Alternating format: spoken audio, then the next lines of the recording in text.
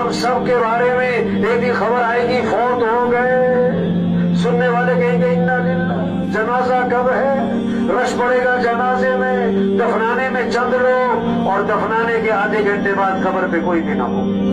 कितना ही मशहूर आदमी हो, मर दफनाने के आधे घंटे बाद कोई भी नहीं। वो गए सगी माँ को दफना के, वो गए सरदार साहब को दफना के, वो गए एमपीए साहब को दफना के।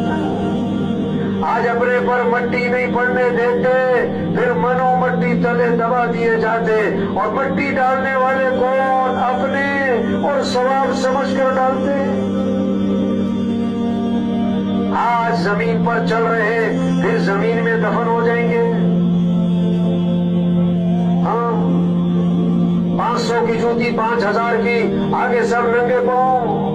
5000 का सूट, 50,000 का कफन, सबका एक है। 2 मरले का मकान, 4 कनाल का बंगला।